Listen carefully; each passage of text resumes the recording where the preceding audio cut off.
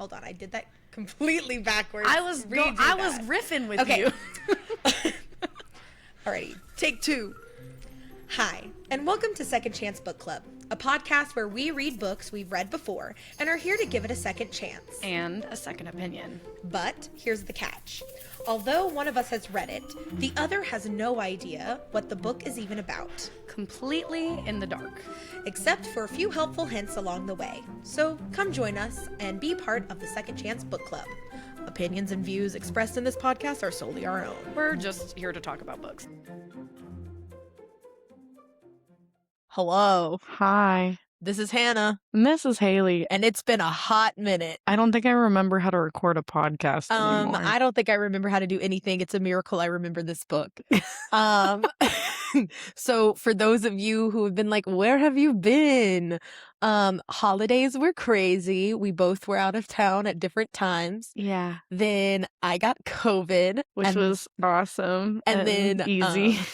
And then we froze. Yeah, the whole everywhere went frozen, and especially here is still kind of frozen despite it being literally 70 degrees outside.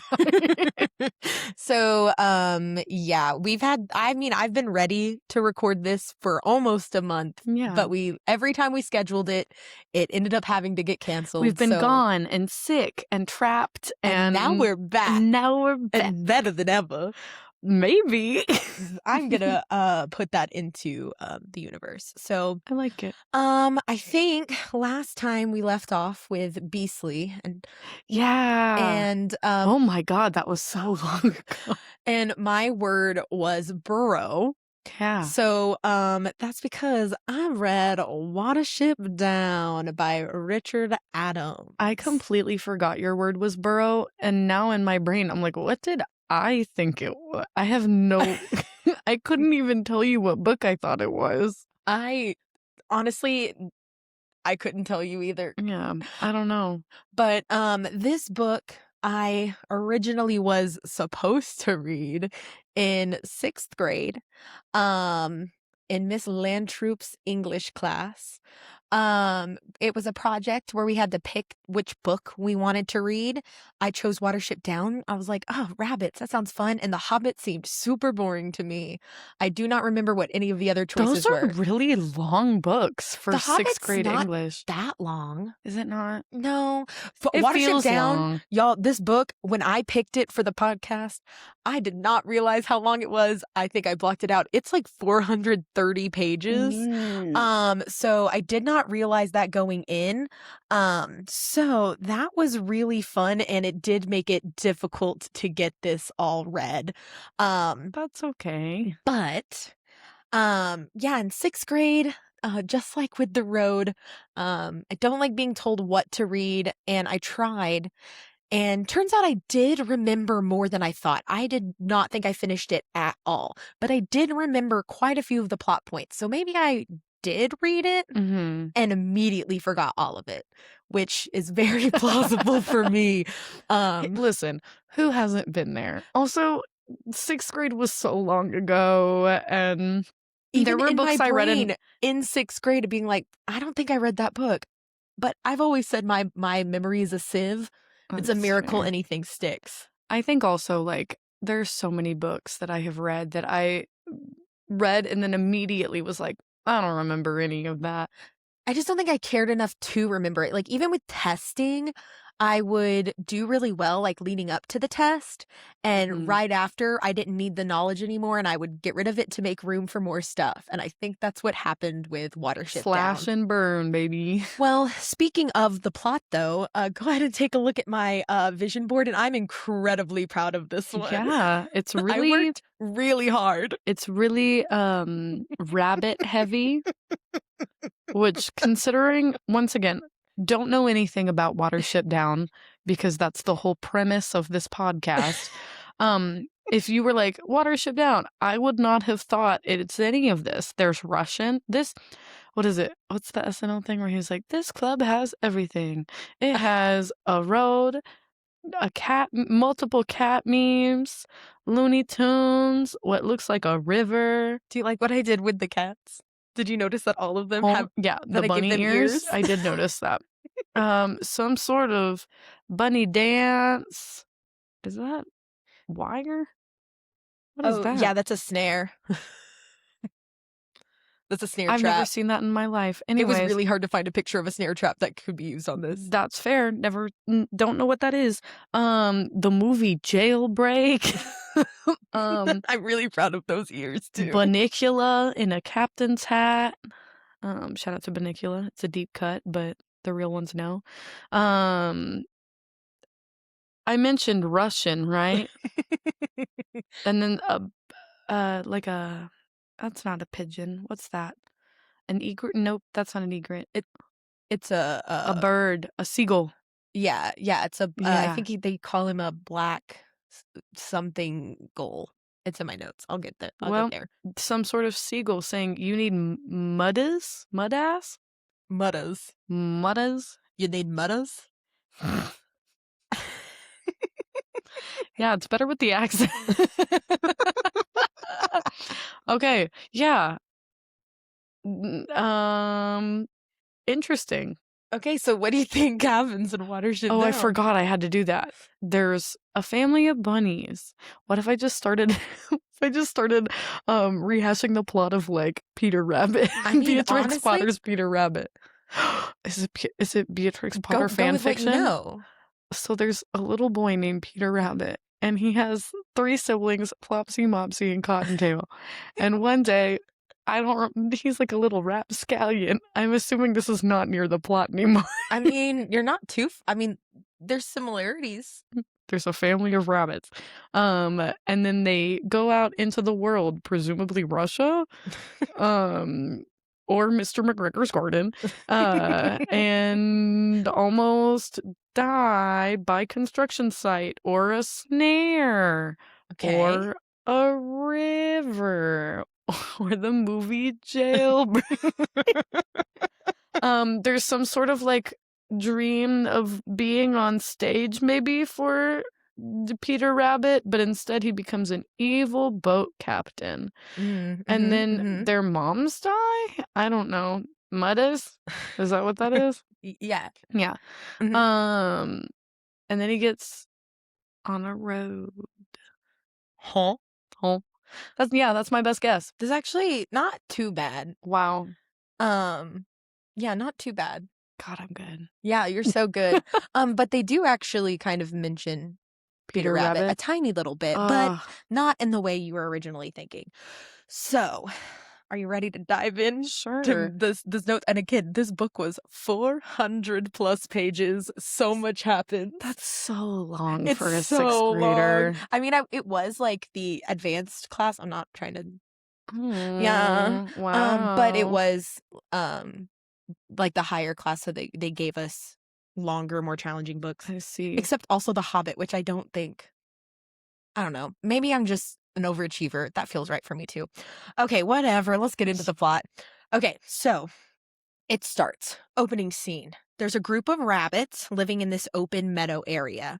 And we kind of start to learn about the rabbit hierarchy system. Of course. Even with rabbits, there's got to be some sort of hierarchy. Well, they like live in like these burrows together. They're not solitary creatures. So any type of social creature has some kind of community hierarchy. I mean, this one does start to get a little crazy. Do they, or do they have niches? That's fair. Yeah. I'm not. Anthropomorphization sucks. Oh. Anyways, get back to the plot. There is the Oswala. It's okay. Again, there are things that are in Lapine or Lapine, which is a rabbit language. Rabbit language. Okay. So heard. The Ausla, which I think I've been saying it wrong. That's just how I say it in my brain. So that's what it is now. Okay. That is the inner group, of the highest ranking of like the stronger, more clever rabbits, and they're like the ruling class. And you have to at least be a second yearling to advance into the Ausla. Okay. The Thera is their leader. And then there's like this, they're more like outsiders. They're kind of cast off and they live on the outskirts of the borough. They don't get as much of the like food. They call it the siffle. No, that's eating. Why don't they get as much food? Well, it's because they're the younger or they're the yearlings or the weaker rabbits. And they Okay. kind of live on the outskirts of the warren because they haven't been able to make their way up the hierarchy. I'm already mad at this book, but it's fine. So, then we and we're focusing on these two rabbits. One's name is Hazel and the other is Fiver. So Fiver, I'm so sorry. Why is old Greg on this freaking slide? wait, what? What are you looking at? Look at where the rabbits are on the stage. Oh, yeah. You just noticed that one. I did just notice. I'm so sorry. Everyone who's really invested in this plot, I got really distracted by old Greg's eyes. We'll get there. I will make connections to my board. Don't worry. Okay. So we're focusing in on Fiver and Hazel. And Fiver is absolutely freaking the fuck out. He can't really explain why. All he knows is that everyone's gonna die if they stay in the warren. They've got to get out. This is exactly how my OCD sounds. I'm like, I don't know why, but danger is here. He's like, all I see is blood and carnage. We have to leave. We have to leave. And so his brother, Hazel, homie. he believes him. He's like, he's been kind of right about stuff in the past. And he's like, I mean, okay. Pattern recognition. Exactly. That doesn't mean your magical thinking is right. Despite you thinking you're right. It's fair, but you can't. But he's like not taking it too serious, but he's I get it. Okay, you know what? Fine, we'll leave. So he decides though, they need to go to the Ausla and talk to the chief rabbit or the Thera, to try and convince more people to leave. Because if everybody's gonna die, we have to at least do our due diligence to get everyone out. But they don't believe him and they don't take him seriously. So Hazel and Fiver try to convince as many rabbits as they possibly can before they leave to set out that night on their own. So they Fiver brings Pipkin, and he's a cute little small boy. And I'm gonna kind of go back and forth between my list because I do have to have a cast of characters to keep everybody straight. Oh my god! So Fiver brings Pipkin, who is kind of the small one, and he's really fiercely loyal. We'll get to that more later too. Then Bigwig, who was one of the Ausla, and that okay. As another side note, all of these rabbits have English names, and they also have rabbit names in Lapine. Oh my god, it's like Jellicle cats. Yeah, but the thing is they can't sing it. Shit. We can't bring up cats. Bad things happen. You'd love listeners. You'd love to hear my rendition of Mr. Mistopheles. Right it sure now. Is something. Damn. But they have an English name and then their Lapine name, but they use them interchangeably, and then sometimes I get confused and I'm like, fair. who is this new character? And then I have to be like, oh, they're just using a different name, which kind of drove me insane. Yeah, I was like, as a child reading this, I imagine that was also a very large barrier to pass. But... Yeah. So, for example, Fiver, his rabbit name is Hararu, which means little thousand, because he's the runt of the litter. And rabbits, and this is canonical, it is in an asterisk footnote, rabbits can't count higher than 4. And he says who? Says Adams. They can't count higher than 4, so Harar is for anything higher than that, even though his English name is Fiver. Which I think is so funny. So that's an example. And Bigwig, his man, I didn't write it down, but he has another name that is used later pretty frequently. So then Bigwig, who is part of the Ausla, so he's a bigger fighter rabbit. He brings along Silver. He's the like nephew of the Thera, the chief rabbit. He decides to come along. Then there's Blackberry.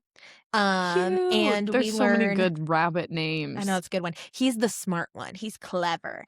And he ends up bringing Dandelion. No, that's different. So he brings Speedwell, buckthorn, and acorn.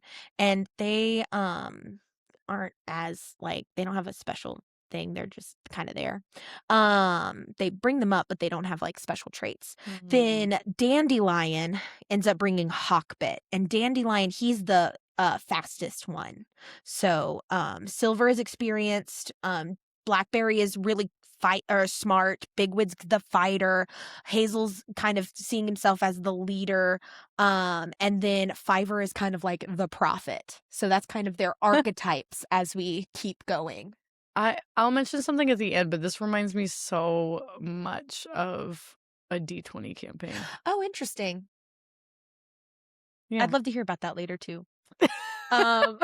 Because there are some other deep connections that I'm wondering if that D20 campaign was also connecting to, like classical connections. But we'll get to that later. So they are starting to go out, and then some of the Ausla come to arrest them on their way out. They're like, "Hey, you're trying to leave. You shouldn't do that." They think that they're leaving to start another warrant or something, and they're like, "You're under arrest." And so Bigwig, Jesus Christ, Buckthorn, and Dandelion fight them off, and they run away. Rabbit police. Yeah. So then the woods is really unknown to the rabbits. They're used to their open field, and they've never really strayed away from it. And so they are really on high alert. And there's a thing that they call going thorn, which means that you fully freeze with fright. So if they're too afraid, they freeze, and that can kill them. Your thorn response.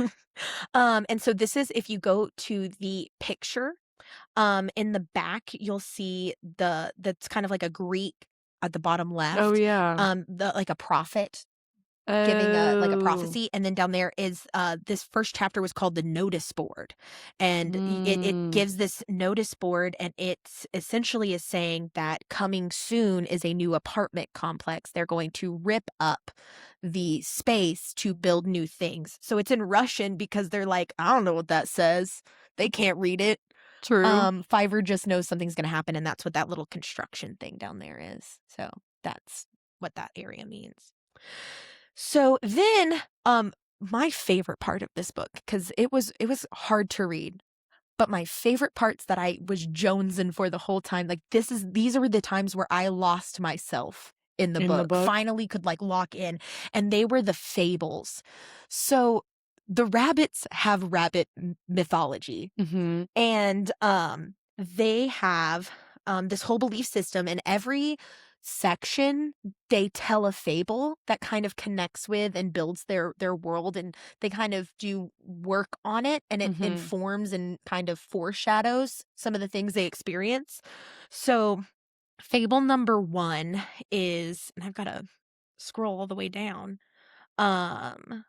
So fable number 1 is called The Blessings of El Rara. I don't think I'm going to call him El because I'm not saying this every single time. Yeah. So El is El Rara. Rabbit speak is hard for human. Yeah.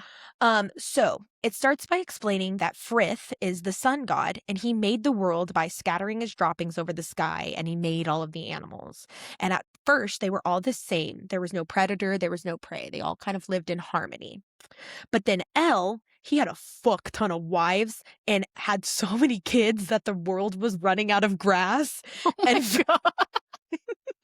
And so Frith was like, come on, dude, you got to control your people or I'm going to have to do something about this.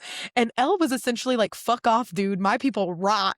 And rather than kill him off on the spot, Frith decided to keep him because he's like a little trickster. And he kind of entertained. He was entertained by his mischievous. Can I keep him? Exactly. So he had to come up with a trick. Okay. You know, because he still had to get him under control. He's the lord of the land. You know, he created everything. He's got to put him in his place, but also I kind of like him. This guy's funky. He told everybody to come by and get a present from him, like a blessing. And so he told everybody different times, though. So he had the blackbird come first, and he gave them blackbirds their songs. And then the cows came, and he gave them their horns and the strength to not be afraid. Then the fox hawks and the stoats and the cats and the weasels. And the rabbits will just call them Elils, and that means they're enemies. Mm-hmm. He gave them the smarts, strengths, and the desires to hunt and eat rabbits. So this is when the creation of the predators to kind of help population control. Yeah. So Elle doesn't realize that everybody has different times, and he's just out there partying it up with all his wives and kids. But then a bird flew up to him, and he's like, hey, just a heads up, Frith just like gave all of these people a present that was essentially like, go eat all the rabbits. And he created these Elil, so you better like look the fuck out. You better skedaddle. Then when Elle hears that Frith is coming to look for him, he's like, he's about to fuck my shit up. So he tries to run off and he starts to dig a hole to hide in, but he couldn't finish it in time. So his ass is out, like head down, ass up in this hole. And Frith comes by and he's like, hey, you seen Elle anywhere? And the guy, he's like, no, haven't seen him. And he's like, okay. Well, I guess since he's not here, I'll bless you instead of him. If you come out of the hole. And so I was like, no, I can't do that, dude. If you want to bless anything, why don't you just bless my butt? So oh, that was so loud. I'm so sorry, you guys. So bless my butt was too funny. Yeah, that's what he if did. If we ever make merch, if enough people listen to this and would want like rabbit digging in a hole. Bless my butt. Yeah. And so Frith does, and so that gives him his strength and speed by growing his tail and the elongated back legs. So that's how the rabbit got their tail and legs. Imagine they're like, you get a beautiful song, and you get like strength, and you get a murderous rage, and you get a little fluffy tail. Anyways, everyone have fun. And his thing was, so he would be clever enough and fast enough so he could try to escape. And so when he comes out and he fucking books it away, Frith promises as he's running away, since they are friends, that with his new gifts, him and his people will never and can never fully be destroyed. They will have what they need to be protected, but they are not ever fully safe. So that is Fable 1, which kind of will kind of tie back into their stuff. No wonder that kid in the beginning is like, we're all gonna die. Okay, so that was all part of I got a lot of part 1, the journey is what this part is called. I forgot to tell you guys that. This is the journey, and I use the ones from the book. So they had the notice board, they start their journey, and then they come across this river. Not the river in the picture. We'll get to that one later. Different river. River number 1. How many rivers are there in this book? At least 2. So as they're making their way through the woods, their dynamics are starting to show up. So Bigwig is very straightforward. He's not afraid to speak his mind, but he's also a bit more simple-minded. I don't even know if that's a good way to say it. And he easily gets frustrated when he doesn't understand something. So he's like not one to think hard about it. He's not a detail Exactly. His first instinct is just, I'm gonna fight it. Not think around it. And that's he's got to plow through it or he's going to fight it. So that's kind of hard with Hazel because he doesn't want their Warren that they eventually get to be the same hierarchy as it was in the past. He wants something better. He was tired of being on the outskirts, and he wants his people like his brother and Pipkin, who is so small and tiny. He wants them to have a better future. So he's trying really hard to balance that and become a leader. As all of this is happening, and Bigwig is just naturally, he's used to getting his way with stuff, so he's kind of battling that. I'm about to sue Brennan Lee Mulligan. I think he's just... Sorry, Brennan. I feel like you stole it. As if he's listening right now. I'm sure he is. Yeah. Love you, Brennan.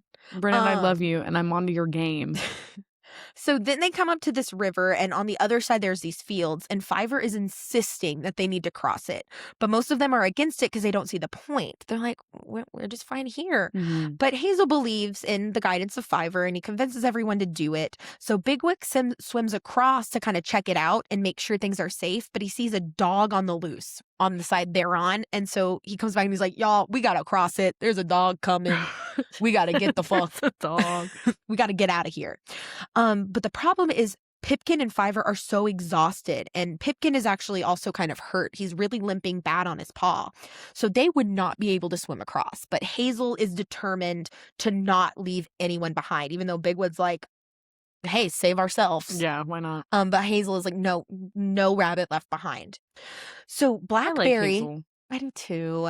Blackberry actually goes and he notices that there's this piece of wood, and he's noticing it's floating on the river. So he discovers Rabbit buoyancy. discovers boat. So he discovers buoyancy. Wow. And no one else gets it. Like he's making these connections. He's a fucking scientist. They're about to be in their iron age. Just wait and see. But everybody else is like, okay, I guess they're literally the rabbit, huh? Not understanding it, but I guess we can do this. So he convinces everybody. They put Pipkin and Fiver on the board, and then Bigwig kind of pushes them across. So everybody gets across the river. And what was really cool about this is the river. No, different river. Different river. Not the right river. But there's rabbits on a boat down a river. Very different river. But how many boats do they have? But this is not a boat. This is just a piece of wood. Oh. But that knowledge, he's even like, this could be important later. And then you're seeing, and you're getting spoilers. I see. Okay, I'm not getting too ahead of myself. You keep going. As they're kind of building their relationships here, Blackberry is going out of his way to show deference to Hazel, and he gives him the opportunity to show leadership. So he's not taking immediate accountability, like, I came up with this cool thing, give me praise. He's like trying to push that onto Hazel because he sees him as the leader, and giving him the opportunity to step up into that role, which is really cool to start seeing the dynamics come together. So then they get across the river and rest, but Hazel is deciding, you know what? I'm going to go check this stuff out. He wants to show his bravery and his smarts by leaving on his own to gain intelligence about the surrounding area rather than ask the others whose skills might be better suited to this kind of task. And he even says a quote that would give Bigwig something to bite on. So he's kind of trying to show him who's boss a little bit. So he sees this crow, but he doesn't know what it is. So he's never seen it before. But he's like, oh, that ain't messing with me right now. And he assumes it's just a regular... all those animals that are trying to eat them, he's like, that one looks fine. Well, because he just assumes it's a regular bird, and most birds are not predators. I thought you meant he'd like never seen a bird. No, but a crow in particular. Got it. So he assumes it's not a predatory bird. So he doesn't bother with it. But he finds this beet field that would give them cover and shield their scent, so he goes and collects the others. But on their way back to the field, the crow attacks Pipkin and Fiver because they are the smallest and one is wounded. Dang. So they have to fight the crow to get away. And Bigwig does knock out the crow, or Bigwig does know about the crows. So when he sees it, he's like, yeah, I've seen those before, because he would go out on like, what do you call it? Like searching parties. Oh, yeah, okay. Searching parties to find gardens and like good lettuce. I think they do call it souffle. It's been a minute, but it's like the fancy food. Ooh. So it shows that if Hazel like just kind of swallowed his pride a little bit and didn't try to put his big boy pants on here, like they could have prevented that attack. So it's showing how when he has too much pride and can't ask for help, bad things can happen. So it's again really building those dynamics. So they keep hearing the hroodoo, which are freaking out the rabbits, but Bigwig does recognize this. Now, what do you think a hroodoo is? It's freaking out the rabbits. Like an owl? No. A hroodoo is anything with a motor, because they go hroodoo. I see. So they just named it that based off of its sound. I like that. Bigwig does recognize the road. Everybody else is like the Iron River or the Black River or whatever. And he's like, oh, it's a road. So lame. Yeah. And he, like, all of them are really scared of the road, but Bigwig assures them that it's safe despite they see some roadkill in the middle. But he explains that that's mostly happens at night, because when the light hits them from the hroodoo, they freeze the animals and they blind them and they get hit by the car or they go farn. But I did think this would be fun for, do they have like rabbit heaven? We'll get to that. Oh, great. because again, they have mythology. But I thought this would be a fun time to do a little bit. And this one is on gonna be more on you. Oh no. So I thought it would be funny if we took some really human things and thought, what could their rabbit word be? Okay. Because like this the feels motors equally on you. Yeah, but I struggled Play with in this this space with me. I can bounce it off. I can Okay. play in the space. So what do you think like a sprinkler? These have to be things that rabbits don't know about. Because go ahead. That's it. That was loud. Sorry, y'all. Yeah. Okay, no, I can get behind that. Now, would I know how to spell it? No, but I think it would be like a CUCHUCH. Okay. Yeah. Maybe. Or even like another That's kind of like a chutch. Choo-choo. No, that's choo-choo. That's choo-choo, indeed. Yeah. Also another thing named after its sound. Fair. What do you think a phone might be? And see, here's me trying to resist just saying it's like onomatopoeia sound. But that's also the thing, though, is they don't have certain letters. Rabbits can't say all the sounds, so they don't. I forgot to look up what they were. How am I supposed to phonetically make these rabbit sounds? I think that's fair, but I'll do them with big teeth. You can't see it, but I have my teeth out. You did put her teeth out. That was great. Like a fring. Fring. Okay. Yeah. A garage door. Oh. I don't even know what a garage door sounds like. Yeah. That exactly. Yeah. Okay. What do you think like a bicycle might be? Because they don't have a motor, but people are on them. Ooh, yeah. Oh, because they're like, I keep thinking of like the bell on it. Yeah, but not everybody has a bell. Yeah, I guess that's fair. But they don't really make a sound either. I like a or like a. This is actually just an excuse to do Foley work directly into the podcast. I was like, this isn't my best bit. That's okay. I had to stretch for I it. like it. Okay. Okay. Peek behind the curtain. Coming up with some of these bits for incredibly serious or sometimes not even very serious books, so difficult. So difficult. That being said, I stand by the bike being like a okay, because of the like chain. That's yeah, that's fair. Okay. Assuming a rabbit can say that. Assuming that's within their alphabet. That is fair. I can't remember what letters they can't say, but they do be just coming up with the wildest things for. You love a little book. I mean, maybe you don't love a little book, but it's book where I have to learn another whole language and like 2 names for everybody and like I love this. I'm not doing it on purpose. Don't lie to the public. So we'll back. They're back at the road with the which is so funny. And like another thing that's so hilarious is like they don't know car, but they do know cigarette. They call it a burning white stick, but there is also the word cigarette in the book. And also plot holes are none of our business. And they also know the word gun.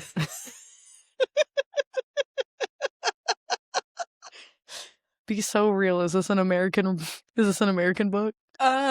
No, it's English. Oh, well, close enough. But because they get hunted, but they don't call it like a boomstick. They call it a fucking gun. And they know that, but they don't know car or tractor. Some things you gotta name the dangers sometimes. But it could be, again, one of those things where sometimes he decides to tell us and they only use the rabbit word, like kraka. What do you think that word might be? Because they're always, that word is used and it's like a shovel? No. Hold on, I gotta go down. But they use it 26 separate times. Jesus Christ. And it's poop.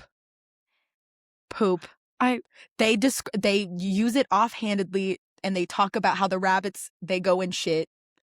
And they pass raka. 26 times.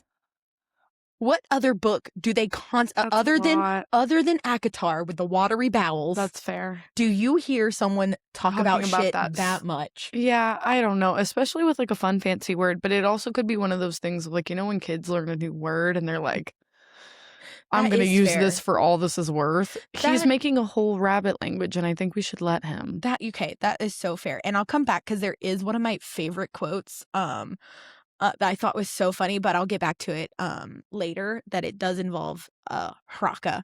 And I think that can't possibly be named after the sound that it made.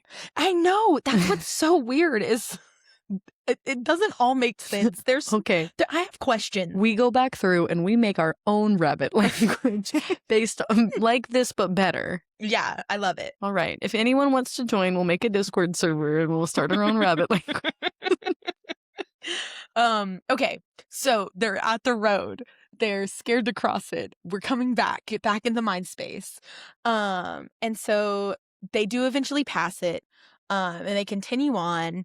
They learn about what a road is, but everybody is so fucking tired that they start to question Hazel. They're like, why can't we just be done? We're tired. We can just set up shop here. But Fiverr keeps telling Hazel, we're not there yet. We have to keep going. I can't tell you how far away it is. I know what it looks like, and I will know it when I see it. But this is not it. And Hazel decides to trust him. Like, continuously, he's like, I'm going to trust you. And everyone else is like, we don't believe you. We should just turn around and go back. This is ridiculous. But Bigwig does come up and sets them straight with some good old corporal punishment. Oh my gosh. And he's like, listen to him. We're gonna keep going. And he smacks them around a little bit. But they do keep going a little bit farther, and Fiverr does see the quote-unquote promised land. It's a far-off hills that they definitely... Is this the Bible? I don't know enough about the Bible, perhaps. You said promised land, and my brain was like, Bible? I mean, that's just how I wrote it. I'm calling it that.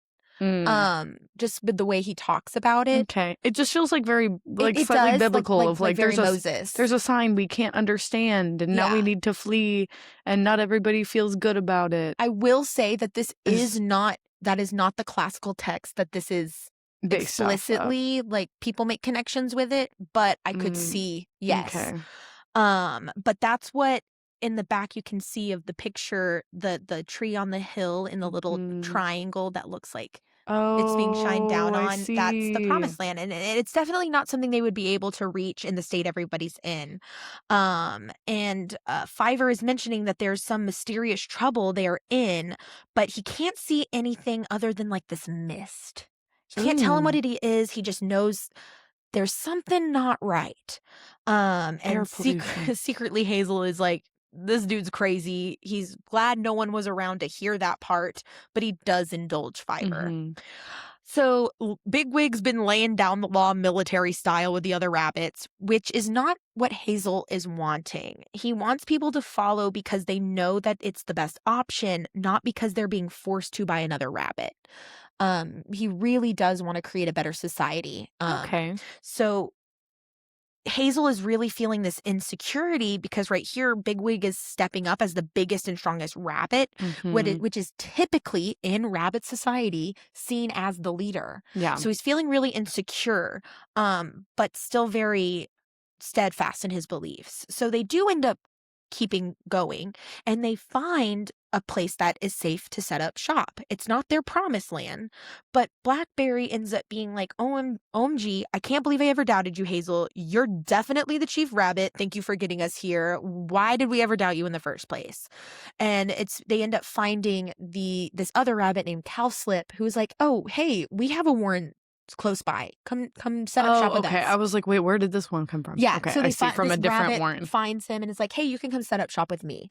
And Blackberry and everybody's like, oh my gosh, why didn't we listen to you? You said keep going and you're so right. And here you are. And everybody is now like they're up at this new warren. Everyone's so happy and chilling in their new field. And Bigwig is like, no need for us to do any real digging. Oh wait, no. hold on. I got ahead of myself. Oh no. They haven't met Cowslip yet. Just They kidding. they found a field and they're digging and they're like, we don't need to do any real digging to create a warren. That sort of stuff is for the women, right? What? Because like the does are typically the rabbits that Are they dig. called does? Yeah. So bucks Like a are deer? male rabbit and does are female rabbits. Like a deer. Yeah. Oh. Um I'm learning so much about rabbits. Both things And that I are will truth say, and things that are false. a lot of this is, and we'll talk a little bit more later, but the author was very purposeful in making sure that everything that happens in the book could actually happen. Like the way they fight is the way rabbits fight. He did do a lot of research into this. Okay. So I did learn a lot about rabbits. Okay. But they just create these scrapes that are good enough for them to get by, but it's not really setting up shop because Yeah. they're too good for that. They're men. They're bucks. They don't do that Boo. kind of work. And then they see the stranger rabbit who's named Cowslip, and he invites them to come join their warren because they're trying to grow it. And they decide to go because they aren't knowledgeable, capable, or willing to create a burrow good enough to hold them through the winter. And a better burrow and rabbits that are used to this area, they're going to be better protection against Alil. So they decide to go with him. And they arrive and are like, damn, these guys must be stupid. This warren is incredibly conspicuous. You can see the holes. It's not hidden. But maybe they just feel so safe that it doesn't matter. There's not any Alil around. And everything just kind of starts to feel a little off, but no one cares enough to think about it except for Fiverr, who refuses to take part in anything. Shout out to my boy Fiverr. I know, and he's trying to convince Hazel to leave, and when nobody will listen to him, he becomes incredibly depressed. Oh. Like refusing to eat, won't come in the burrow, off to the side. They're constantly like, where is Fiverr? Trying to drag him in, and he's like, might as well just end it all. Because nobody will listen to him. He's like, this is not the safe place to be. Mm-hmm. So Bigwig even commends them for their larger looking burrow, saying they must have such a larger amount of rabbits than they let on. And all the rabbits there are really big and healthy, healthier than they've ever seen.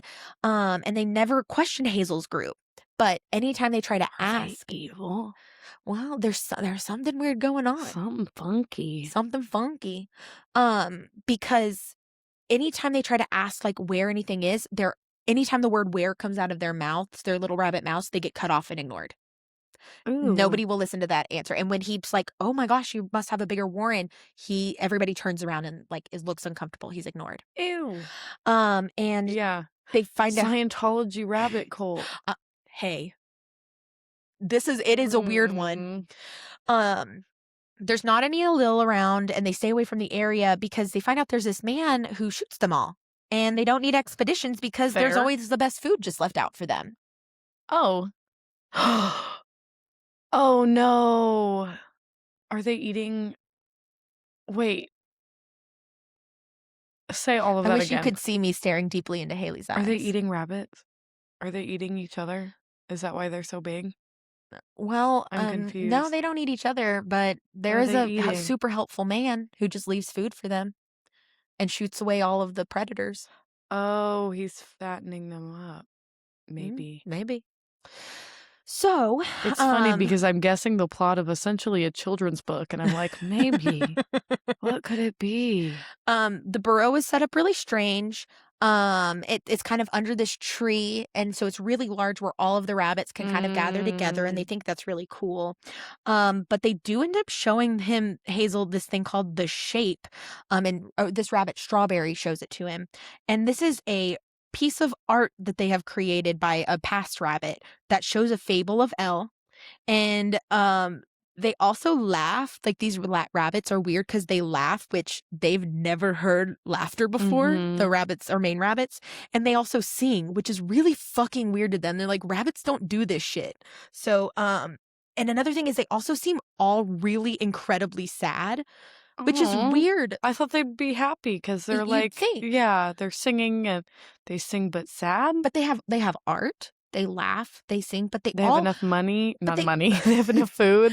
Yeah, and you'd think they'd all be really happy with this, but there's some kind of underlying sadness that people are picking up on. Mm. And then the It's a next lack of camaraderie.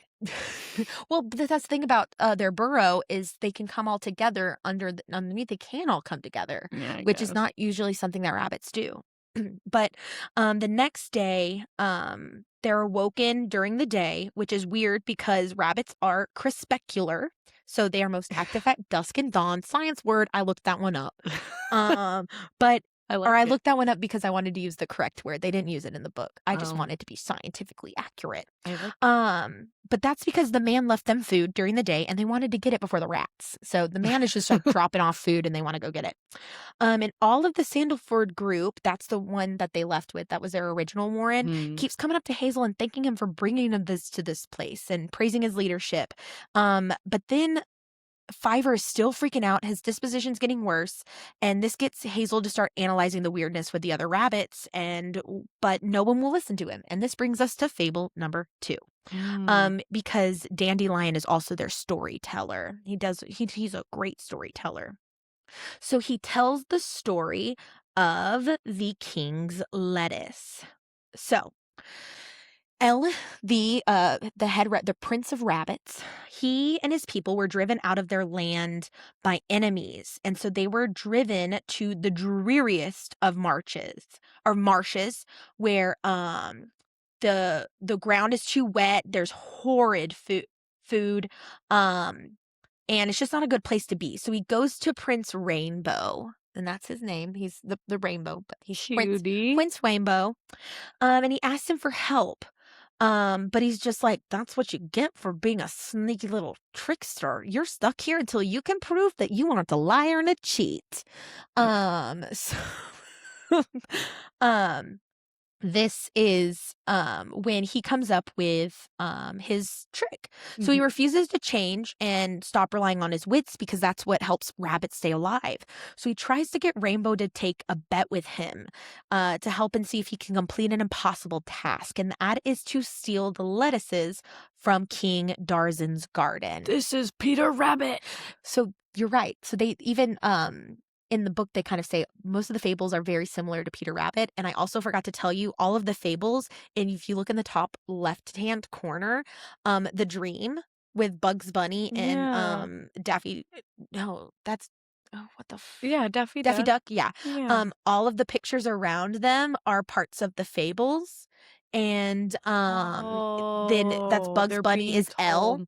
And that's Dandelion telling stories and everyone listening to him. I get it. So you can kind of look and see which pictures match the fable we're doing. So this is the king's lettuce. So it's the little lettuce. The lettuce one.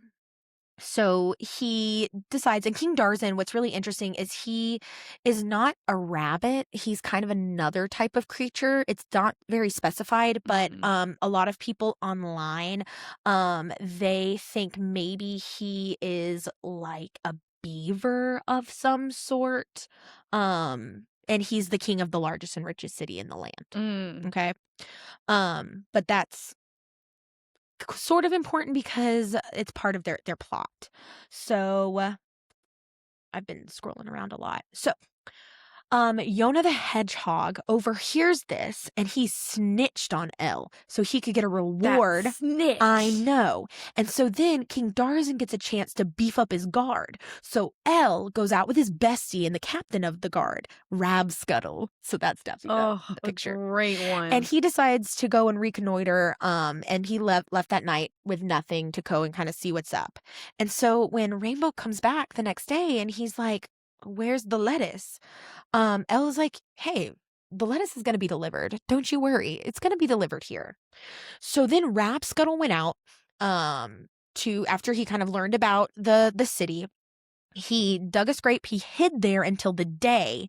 And then when the children were out and playing in outside of the city, he pretended to be a child because they're about the same size of the beaver city. But they kind of look, they're not humans. Similar size. Yeah, that's fair. And he sneaks into the city with everybody and he's able to get into the palace and hide in the storeroom.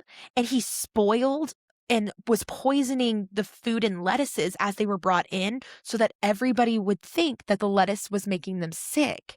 So then Rapscuttle comes out, helps Elle disguise himself as a healer that was sent by Rainbow to help Darzin figure out why he's ill. He claims that the lettuces were infected by a made-up fly, that he makes up a fly with a made-up virus from a made-up land.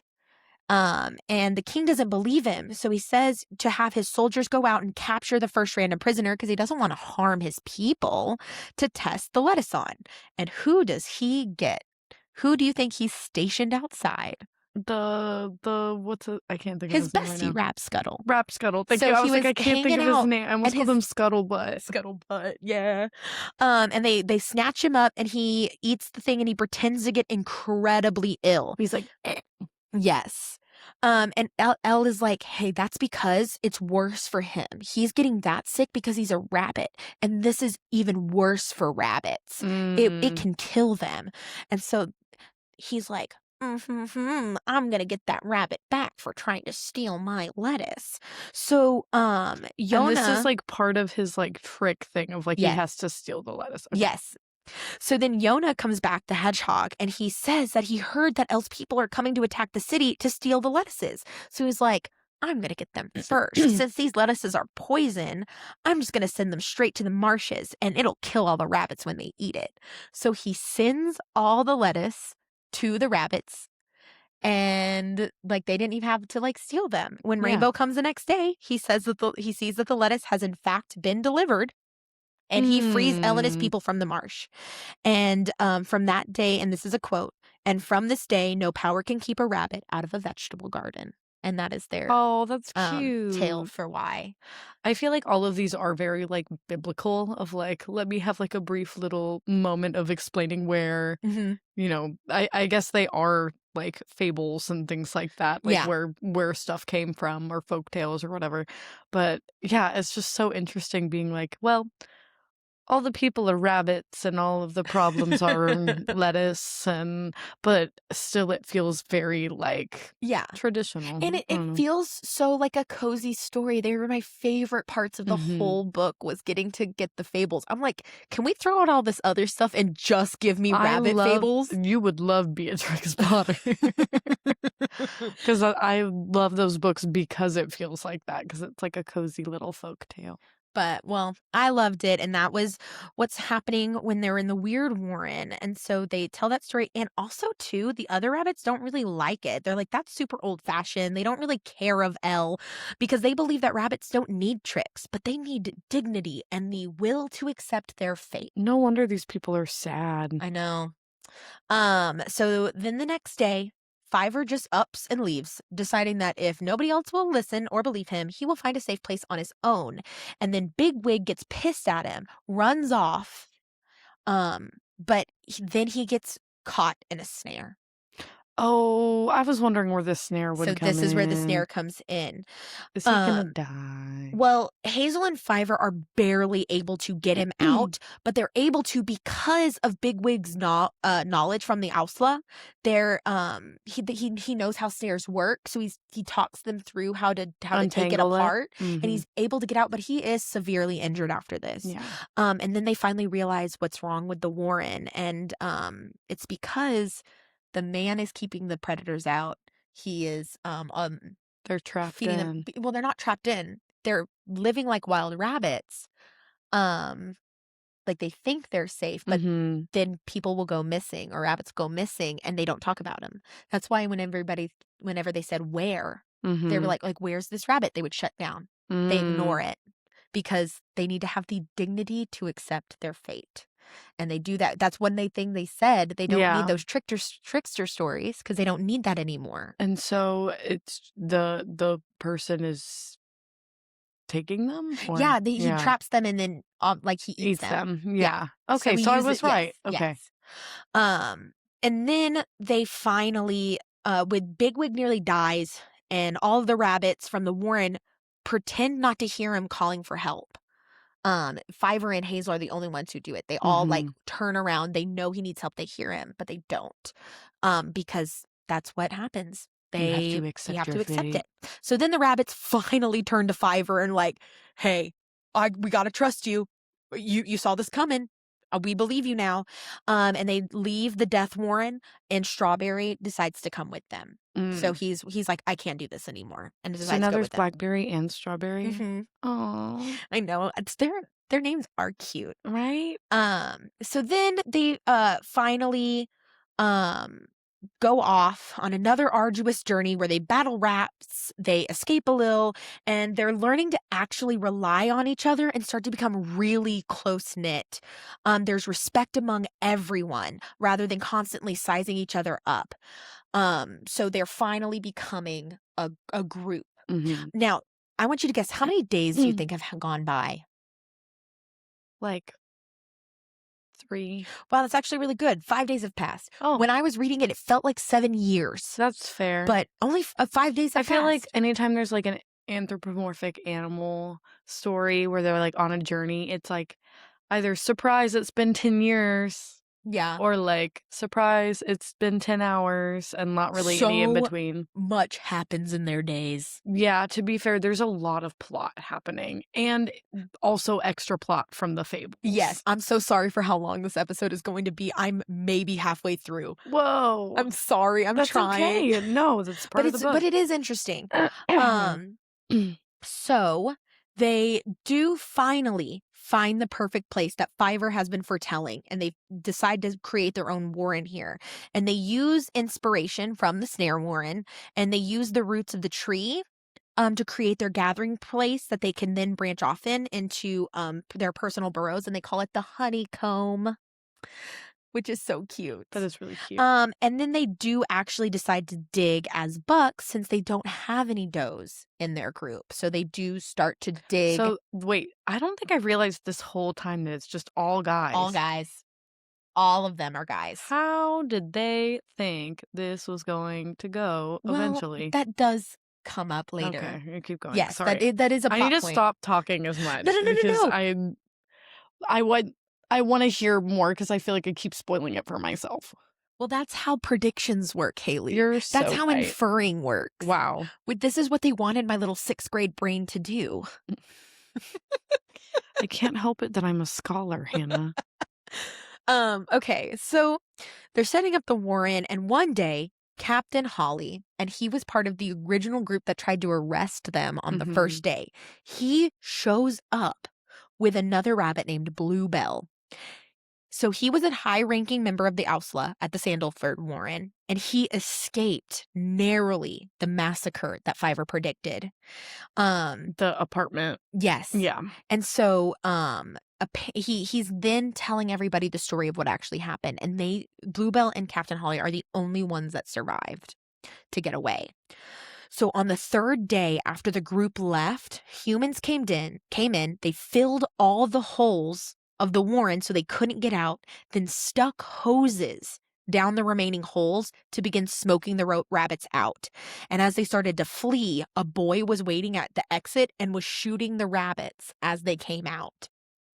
And then let the rabbits go. What is wrong with you? Because they don't want them to come back and fuck with their apartments, I guess. Boo. It's really Whatever. sad. Bunnies are so cute. Get over it. And then a lot of the rabbits suffocated in the warren, or they died scrambling and fighting to escape. It's actually really horrific what he talks about, and all the other rabbits are freaked out. They're like, I don't want to hear this. Pipkin has to leave because it's so scary. Pipkin. And then Holly was able to find an old run, what they call like one of the ways out of the burrow, that led out of the woods and escaped with some of the other, a couple other rabbits. But as he was seeing the boy collect all of the rabbit bodies on a stick, to take, and then a tractor came in and started to begin to dig up the field, which is something none of the rabbits could imagine or believe was true. And that's the tractor bit. They were saying that it was picking up and taking out these huge pieces of earth, and they're like, I can't even imagine what you're saying. This is unfathomable to them. Yeah. And then there was this kind of banger quote here, and they said, men will never rest till they spoiled the earth and destroyed the animals. And that I thought was really like Ugh. Yeah. And then Bluebell says, he's like, I know why they did it, essentially. He knew, and this is a quote, he knew the men hated them for raiding their garden. But then another rabbit that escaped with them replied, it was just because we were in their way. They killed us to suit themselves. Mm-hmm. Which is so sad. That's really sad. And it was a large warren. It was a lot of rabbits. This feels like one of those books that I'd read in like middle school, and then I'm like, I'm a vegetarian and I'm never gonna hurt anything ever. It's just like, I don't know, reading this too at like such a, I don't know, moldable age. I think this is a good book so far from what we've heard to like be exposed to. Yeah. So young. There are so many things too that as I was reading it and thinking and making the notes where I was like, wow, this book is like genuinely a good thinker. Mm-hmm. It's a chewy book. It is. So then 4 to 5 of the rabbits that did escape with Holly, only he and Bluebell survived the trek to Watership Down. Some of them died because of smoke exposure.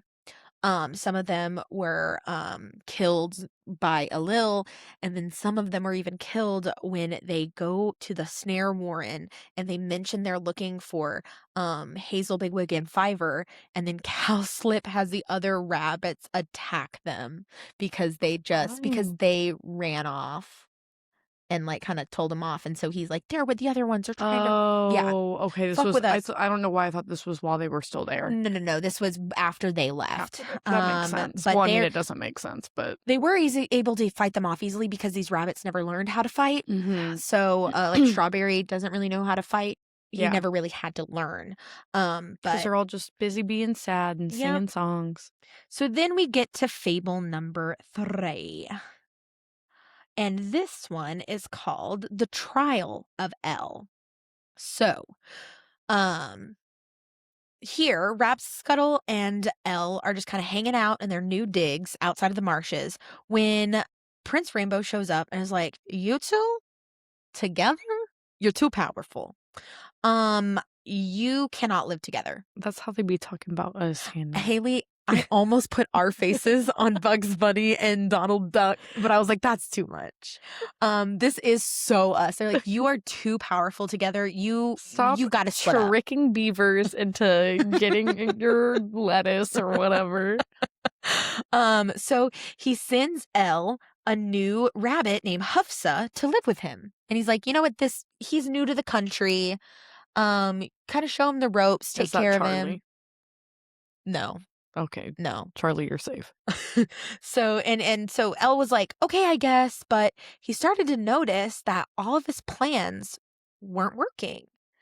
And that he's a mole. Was a spy for I Prince love Rainbow. the mole. Mole fans, sound off in the chat. Oh my god, I love the mole. Not in this case, I guess, but like. Well, this was starting to become dangerous for his people, because Rainbow was trying to thwart his plans, and and everything. So he needed to set up a trap for him, because like people were getting killed on their raids and things like that. So Rainbow is getting all smug, thinking he's tamed Elle. So he creates this lavish garden and insinuates that anyone who steals from it will be killed or banished. And you know this won't stop our guy though. He's just too smart and clever for that. He's a tricky little guy. Yeah. So he goes out the next day with Rabscuttle and he gathers some people to help him in his plan.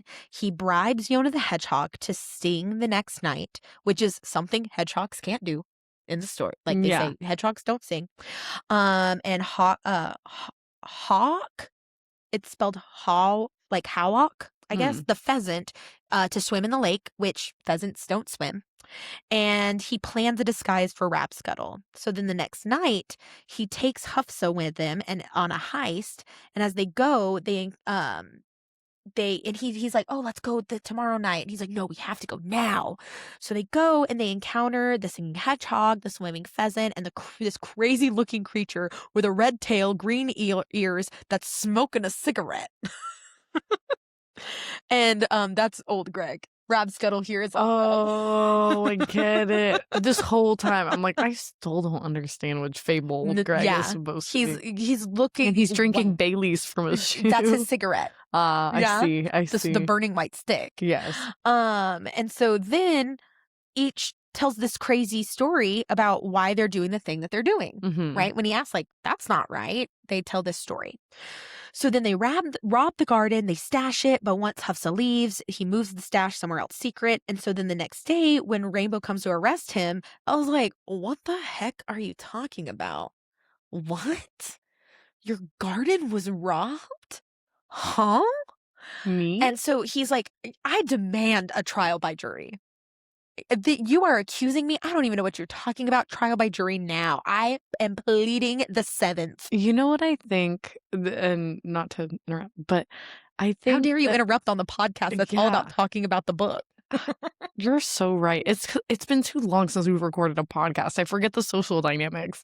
But I think the reason why you probably like these so much is because they feel very Alice in Wonderland. That is so fair. Like they feel like a little like whimsical story in between. Whimsy. Yeah, that's and the rest of the book is so down to earth. It's very like real. Boom, boom, boom. It's a little grittier. That was 3 booms in the chat. Boom. But so, yeah. I do like the whimsy and the fantastical. They makes just it more interesting. Yeah, they feel very Alice in Wonderland to me. Yeah, and I love Elle. He's just a little trickster. So then Rainbow is like, you know what? Fine, you can have a trial, but it's going to be a jury of a Lil because the rabbits would never convict you. But Elle's like, actually, sure, yeah, of course, because he knows that the Alil already hate rabbits, but they hate the stupidest ones the most. He's like, they're already going to think I'm guilty, but if I can make someone look stupider than me, they won't believe it, but the rabbits will like listen and actually think. So this is going to work in his favor. Yeah. He's like, I just don't have to be the stupidest rabbit. Exactly. So then when Hufsa comes up as the prosecution and he's given his evidence, he's given this absolutely insane story of the heist. And the whole time I was like, this guy's crazy. You're telling me you saw a pheasant swimming? Who here has ever heard of a pheasant swimming? And all of the Alil, like the foxes and shit, are looking at each other like, this guy is off his rocker.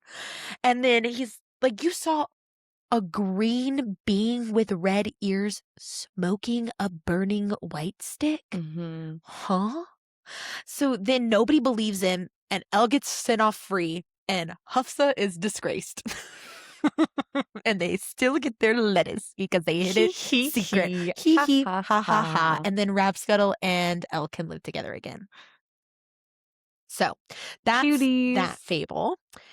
So then this is starting to get into their warring. They're starting to get settled. Okay. And as they're doing this, Hazel is going out of his way to help some of the other creatures in need, despite it not making sense to anybody else. And he's thinking like, you know what, maybe I help them now, they help me later. So for example, there's a little mouse and he's getting swooped by a bird. Excuse me, that was crazy. My bad. On the pod. I know, I'm sorry. I've been drinking a lot of water. So he saves him from getting swooped. And the mouse is like, thank you, mister. But and then they find a black-headed gull with a broken wing and they decide to nurse him back to health.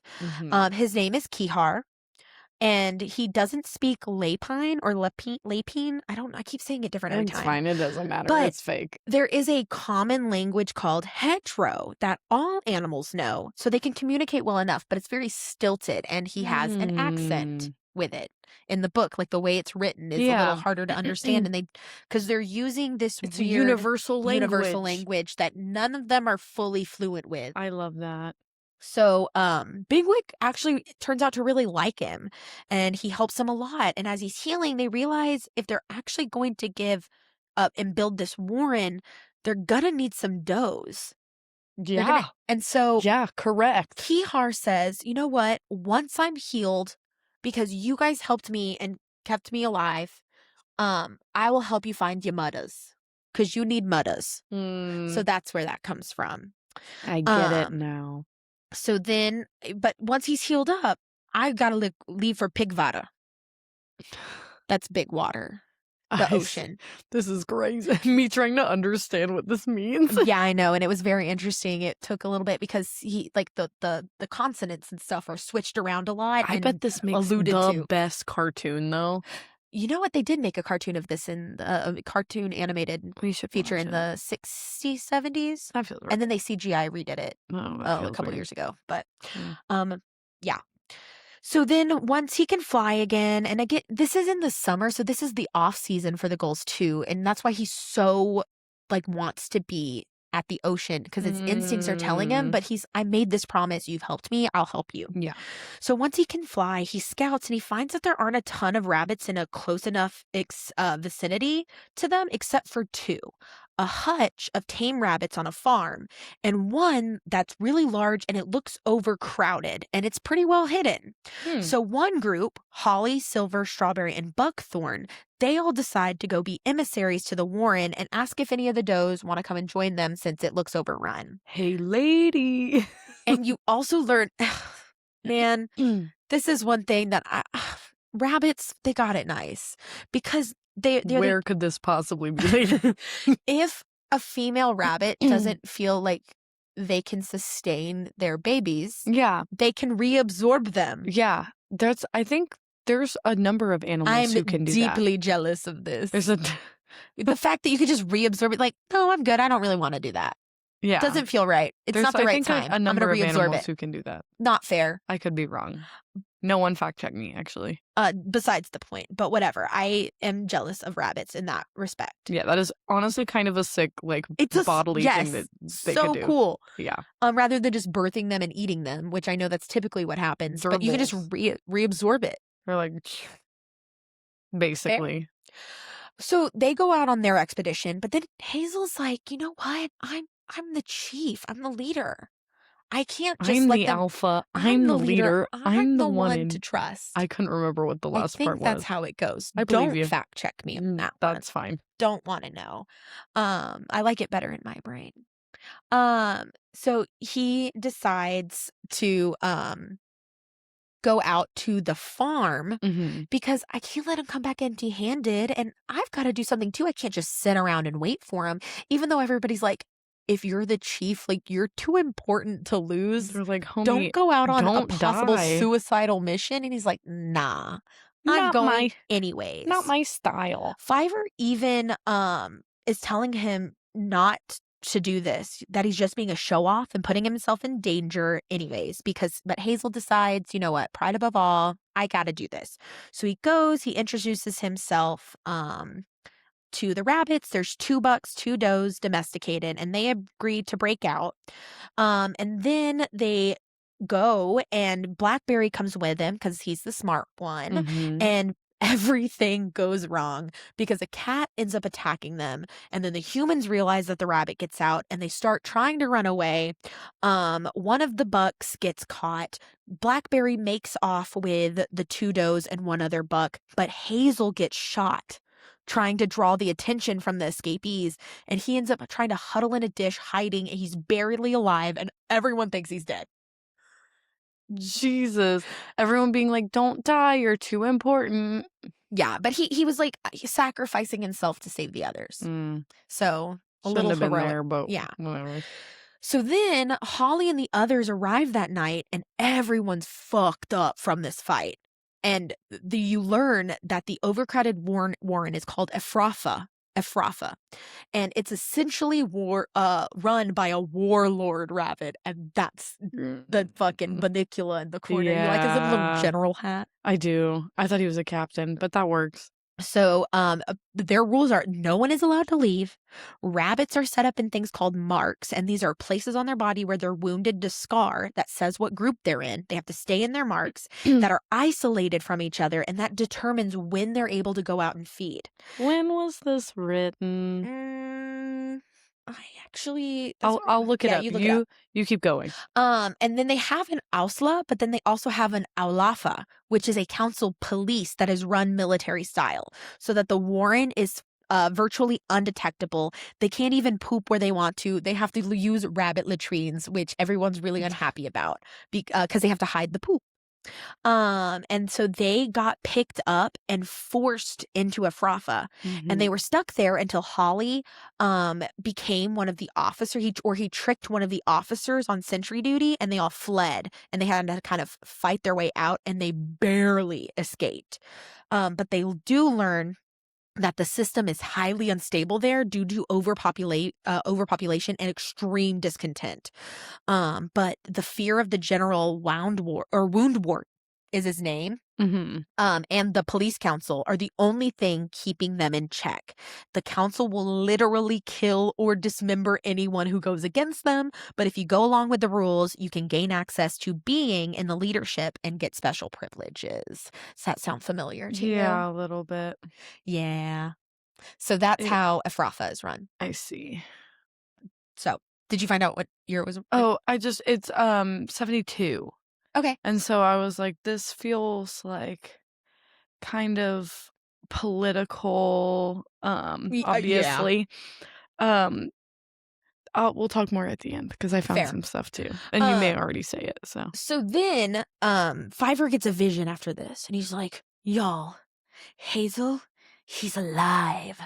And so then they all go back and they retrace Blackberry's steps, and they find him gravely injured in the ditch. They get him home, they nurse him back to health, and he comes up with a plan to infiltrate Afrafa and break out some fucking does, or else their warren will fail because they don't have any women. Yeah. And also the rabbits are starting to kind of see Hazel as almost a mythical status. Because he's surviving all of these unsurvivable things, and he did even get them some does in the process. He ended up getting 2. Like, this man is a god. I know. But now he does have a lame leg, so he is now crippled. So now we're into part 3, Afrafa. This is kind of the last big hurrah.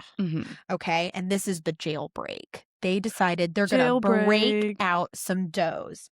So, the plan. It's now been 5 weeks since they've left Sandalford. Okay, so that's to give you some timeline. Bigwig, he is going to infiltrate the Afrafan Ausla, and with Kihar's help, they're going to jailbreak some of the girls. And everyone else in the party, including Hazel, is going to wait nearby to help guide them back. So this is now all on Bigwig. He is going to make it or break it. And as they're going back and heading towards there, this is where we get Fable 4. Scrolling to the bottom of my thing. And this is going to be the Black Rabbit of Inlay. And this is the like smoky rabbit there. So, and this is the last fable, right? Yes. No, it's not. Not last fable. I'm sorry, y'all. So the Black Rabbit, they've mentioned it before, and anytime it's brought up, they get like scared. You know, they kind of, and they brush it off. And they're like, don't talk about it. So King Darzan eventually finds out about the trick Elle played on him with the lettuce, and he decides to get back on him. So he took Rabscuttle as prisoner, but Elle does break him out. So then he decides to declare war on the rabbits. As one does. Yes. Since they're in the burrows, it becomes a siege. Then Elle decides to save his people. He's going to make a bargain with the Black Rabbit of Inlay, which is a metaphor for death. He's essentially the rabbit of death. I see. So he sneaks out with Rabscuttle. The Grim Reaper. Yeah. He sneaks out to make with Rabscuttle, and they journey to the Black Rabbit's warren. But during this, time means nothing to them. So they don't have a time frame of when this has happened. And when he gets there, he tries to bargain, but the Black Rabbit doesn't take bargains of life. Death only comes when it is time. He tries then to gamble instead. So he tries to play a game of Bobstone, which is a rabbit game that they talk about with pebbles. And if he wins, then Black Rabbit has to save his people in exchange for his life. But if the Black Rabbit wins, Elle has to give him his tail and whiskers. Well, he is essentially the god of death. He fucking wins. Yeah. So Elle loses. I'm and shocked. Then his Ausla, which are essentially these smoky creatures, like ephemeral beings, they rip out his whiskers and cut off his tail. Ooh. Because that's what was bargained. But that was his little fluffy tail that he was gifted. So then the next day he decides to do another bargain, and whoever can tell the best story would win. This man needs to. Well, because he's trying to save his people, and he's usually a good storyteller. Yeah, that's true. But the problem is his ears are now at stake, and Black Rabbit goes first. And he tells a story that is so scary that Elle can't even start his story. And he just automatically loses by default. He's so terrified by the story, he can't even get it out. So his ears are chopped off. And Rapscuttle, what he does is he gets him some leaves as replacement so that Elle can save face. And he's like, I'll just replace him for you. You know, go bestie. Yeah. So go bestie, go. So then as he's wandering around the warren the next day, he realizes that although the Black Rabbit and his Ousla are horrifying, they cannot actually harm him. They can only take from him what's actually freely given. And he learns that within the warren, the Ousla guard these different burrows, and each of them contain a disease or pestilence to rabbits. That's what hides in the burrows of death. So he tricks the Ousla and rushes into one of them, the disease pits, to infect himself so that he can run back to the war and infect the opposing army to save his people. And he gets this incredibly deadly and infectious kind of disease. badass. I know. And they call it the white blindness. And he flees and he's running. But Elle, and the way it's passed, though, and the Black Rabbit catches up to him being like, hey, just a heads up, the one you got, do you know how it's transmitted? He's like, no, it's transmitted through fleas that live in and bite rabbits in their ears that Elle no longer has. So he couldn't even take the disease. But Black Rabbit decides to help him because of all of the efforts he's gone through. And back at the siege, Darzan's army is overcome with the darkness that seems full of these huge rabbits with red eyes, and they flee. And Rapscuttle finally catches up to Elle, and he tends to him until he's well enough to travel again. And he helps him on the long journey home, since without his whiskers and ears, he can't do this on his own. He can't orient himself. He can't feel his way around. He can't hear. So sad. It's really sad. This prince who was once the king of all the rabbits is now barely getting by with extreme support. And they finally make it back to the warren, and they encounter this group of young rabbits who know nothing but the stories told of war by their elders. And they scoff at war. They call it silly. One of them even says, and this is a quote, "Shameful, really. If nobody fought in wars, there wouldn't be any, would there? But you can't get old rabbits to see that." So they live in peace, and they don't respect the sacrifices that the older rabbits had done, because all they have ever known is peace, which was really sad. And then Frith comes down to Elle and asks him if he's angry with the kids, and the reaction that they had. And he responds with, "No, I am not angry. But I have learned that with creatures one loves, suffering is not the only thing for which one may pity them.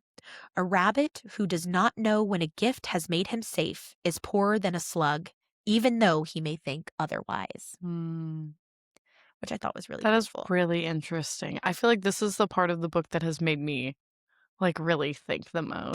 This is also my favorite part of this. Ephrafa section is the best part of the whole book. Wow. So then Frith responds with, "Wisdom is found on the desolate hillside where none comes to feed, and the stony bank where the rabbit scratches a hole in vain." Bangers! That was a banger. Snaps and claps. That was really, this whole section is really good. So good. Keep going. So then Frith decides to kind of not necessarily take pity on him, but he's like, you know what? He gives him a new pair. He gives him a new pair of ears, a tail, and whiskers. And what's so cool is his ears have this starlight that glow very faintly, and they're really beautiful, and they glow at night. Not enough to give him away, but enough to kind of light his way. So that's a D&D gift. Yeah, it's really cool. I give you ears of glowing. So then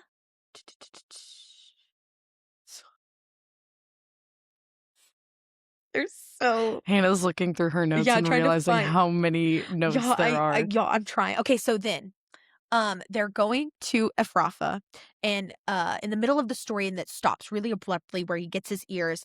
There's this fox, and Bigwig, you know what? He just decides to be a decoy and just runs the fox off. Everybody's like, "What the fuck? Bigwig, you're their only hope with this. You cannot get hurt here." They think he's being stupid, and he's just like, "You know what? I'm gonna help the people." But then they hear this rabbit scream, and they're like, "Shit, he died." Mhm. But he comes back, and it turns out he ran into a patrol from Ephrathah, and the fox got them instead.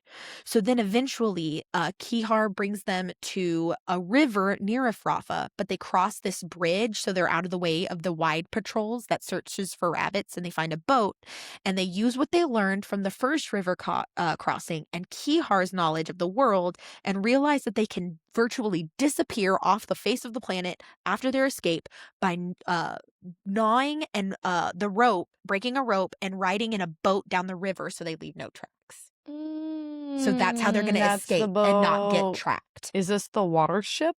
Yeah.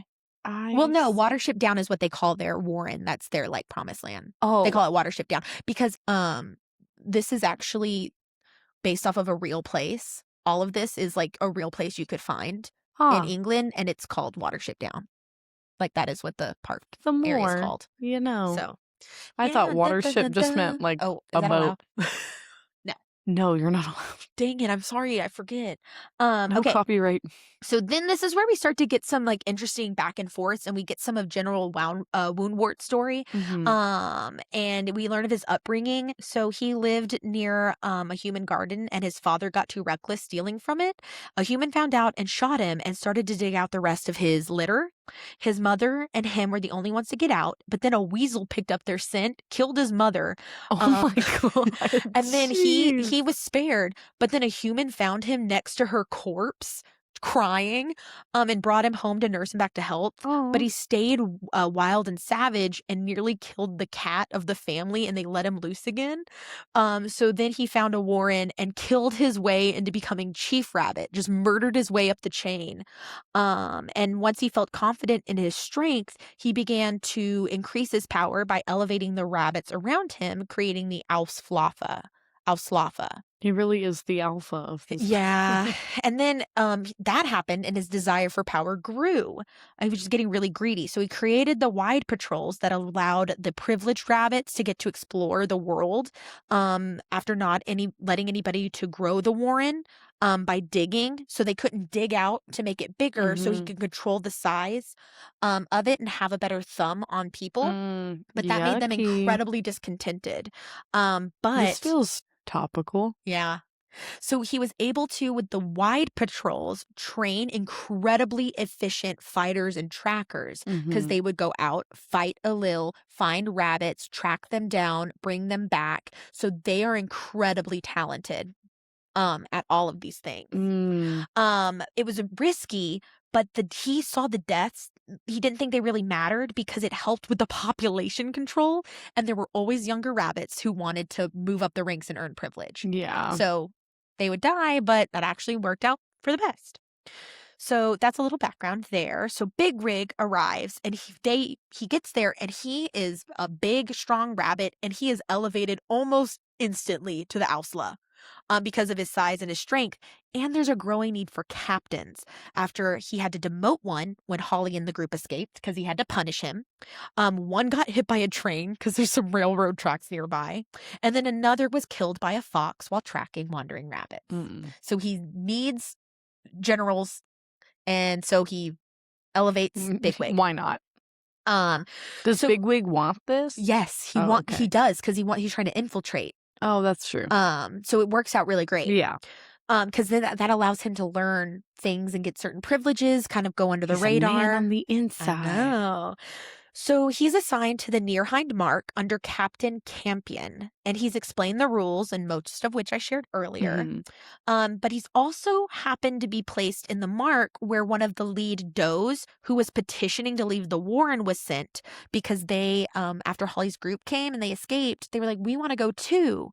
But they couldn't have that because no one's allowed to leave. They Yeah. separated all of them up, and he ends up with the one that had one of the leaders. And so he hooks up with them, tells them the plan, and her and another one of the rabbits, he's like, hey, this is what's going to go on. They're like, we can't tell anybody because no one can keep a secret. Be cool. We will wait until the very last second to gather them, and then we'll go immediately. And so while they're going out to eat, though, because they're souffle, I think that means just to eat, not the fancy food.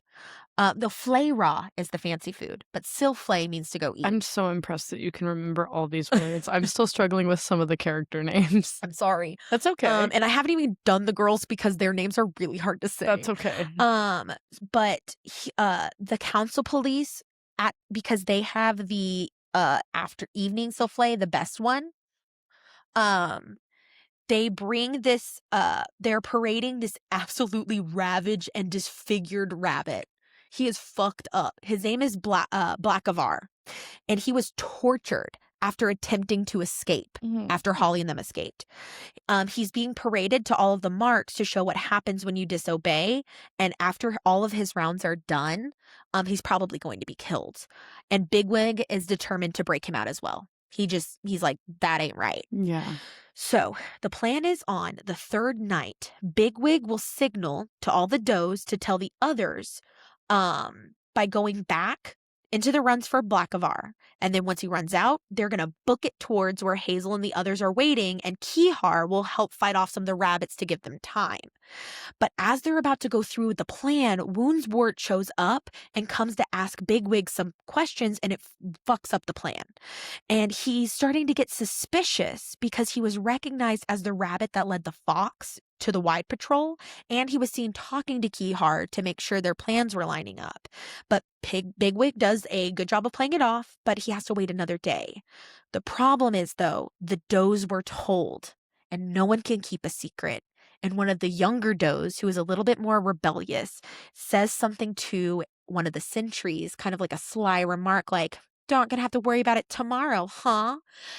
She gets taken. She gets arrested and tortured until she spills the beans. Yeah. And now they have to get the fuck out before they all get arrested. And nothing will work. I know these are all rabbits. In my brain, I'm picturing this as Star Wars. Fair. I'm like, this is Star Wars, basically. Star Wars, but bunnies. So then, another thing that's really important is that there's a storm about to break. They're starting to smell the thunder and all of that. So then Captain Campion comes to Bigwig, and he says that the Warren is on lockdown, that his group will not be able to go out and eat at their time. But since he asked Bigwig to share the news, he goes and tells the sentries on duty that they need to go out early so that they can beat the storm. So they all go out earlier than planned. So Kihar isn't there to help because it's not following the plan. But Bigwig is able to go back and break out Blackavar, and ends up being way more capable than he believed. Because he found the will to live. Proud of you, King. So he's able to fight and get out. Good job, buddy. So then they begin to run with the does toward the rendezvous point, but the alarm is sounded, and the guards and Woundswort is right on their heels, and now the rain has begun. So Kihar finally comes in just in time to allow the rabbits to make it to the river. But just as the group seems like they're cornered, everyone jumps in the boat, and then they sail away. And Woundswort, he vows to kill Bigwig. He's like, you made a fool of me. I'ma fucking kill you. Oh, but they get away. So then they, the punt that they're in floats down the river until it gets to this marsh where all the rabbits have to like jump out, and they begin their march back home. Bigwig, after this fight, is pretty severely injured and needs a lot of help. But all of the Ifrafin does, they're deferring to him because they assume he's the chief, because he's the biggest and the strongest, and they don't know the other rabbits yet. And Kihar, he's like, I helped you get your mudders. I'm headed to Big Vada. So he flies off, but he promises that he'll come back in the winter during the off season to check in with them again. And as they're going back, they run into Campion. the guy who Bigwig was under, and a few of his rabbits on a wide patrol. And he doesn't realize how big their group is. And he's like, I'm going to take them in and I'm going to be seen like as a hero. But he underestimated. How many people are in their group They now have like 20 plus rabbits in this group trying to get back. And not everybody went with them. A small group, because some of them are like Holly and Buckthorn. They're like, I'm never going back there ever again. You couldn't pay me. Yeah. I will never go back. So some of them are staying with the farm. And are they just gonna like pick them up later or something? They're gonna meet back at the Warren at Watership. Okay. But Campion runs into them. They're now at about 20 plus rabbits. And so they're like, oh fuck, we can't do this. And Hazel decides to let them live rather than kill them to keep their whereabouts secret, because that's just not how he runs. So they make it home. Honorable little guy. I know. He can't put up with it. So they make it home after what seems like it could be weeks. I don't know. It's hard to tell time. And everybody with the rabbits. Exactly. And everybody's settled in, and even a couple of does are expecting, which is really exciting, even though it's the offsetting. Has time. It's the two who were the hutch does. They were the tame ones that they broke out. They're expecting. Oh, they already were. Because they were left behind. I was like, who has time for this? The ones left behind. Okay. So then they come together and they get fable number 5, which is the actual last one. And this is Rousby Wolf and the Fairy Wog Dog. Yes, all of those words made exact sense. So wait, where's the little dog? Do you see him? He's right there. No. Oh, I see the little dog. So there was this man with a garden, and it was very well guarded and beautiful. Mr. McGregor. Yep. And the man would harvest the vegetables and then take them away in the huroo-doo. And not only was it protected by wire in the man's gun, but he also had his faithful dog, Rousby Wolf. One winter, Ellen Rapscuttle decided they're going to steal some cabbages and will need to trick Rousby Wolf in order to get the harvest that the man brought into his home before taking it away. So while they're coming up with this, a car ended up dropping some meat out of the back, taking it to market. And so they saved it, and they gnawed a tire that they found into like a facsimile of a dog's nose and rubbed it in all kinds of trash to create a scent. And then they went to Rousby Wolf and claimed to be the Fairy Wog Dog, a messenger of the great dog spirit Queen Dripslobber from the east. And she had heard the tales of his loyalty and fierce protectiveness over the garden, and was sent the Fairy Wog Dog to reward him. I'm absolutely confused. I know. Well, they just came up with this weird thing to try and trick the dog. I get it. It's just the amount of fake words per capita is crazy. It's crazy. Other hand, this author would have loved Zootopia. You know? This walked so Zootopia could run. True. So then he shares that the Queen Dripslobber wants to meet him, but first the Rousby Wolf had to prove himself worthy, and by passing a test and going to the far end of the garden to find the treat, eat the piece of meat that they left there, and then the Fairy Wog Dog would guard the house until his return. So the dog goes off, Rapscuttle's like, let's go. But Elle's like, hey, patience. We're going to guard the house. We said we're going to guard the house. We're going to guard it. So then the next night they go back and says that the queen will meet Rousby Wolf at the crossroads in the village down the road, and that he needs to go there and wait for her to arrive. So once he leaves, then they break into the house and begin feasting on the vegetables. But then the human starts to come home and finds his dog waiting at the crossroads, thinks his dog is just loves him so much and is waiting for him, and makes him come home way quicker than the rabbits were expecting. So when the man gets home, he plugs the route, because they just like, his house wasn't nice. He just plugged in a hole in the floor like our house in the past with like a rag. Yeah. And he plugs it back up. He's like, oh, that's weird. Plugs it back up, and now they can't get out. So the rabbits have to hide, and then That's how your AirPod felt. Yes. Oh my God. For those of you who don't know, our last Who house. would possibly know this You're listening to this so podcast? fair. But our house had a hole in the floor, and our cat threw one of my AirPods down under the house through the hole in the floor, and it was really sad. Maybe the rog dog or whatever would have brought it Rousby back. Wolf? The Rousby Wolf would have brought it back to you as a little treat for being a good gal. That's what Santa is, or Christmas is all about. True. The spirit of Christmas. The real meaning of Wagmas. So they tell Rousby Wolf that the queen got news of danger, and that if Rousby Wolf didn't run around the house, outside the house 4 times, barking as loud as he can, the queen would be killed by the evil, like, rat something. So he goes crazy till the man eventually lets him out, thinking there's something outside, and then the rabbits are able to escape without anyone noticing. That was crazy. The amount of, like, and here's a new animal, and here's a new word, and here's a setting. So silly. That was so odd. So that fable happens, and then one day while they're eating outside, a little mouse comes up to them and to tell them of some good food that they found because they saved him in the past. And he's like, let me share this news. And he mentions, oh yeah, and then those other rabbits down there, yeah, they're hanging out over near it. And they're like, what other rabbits?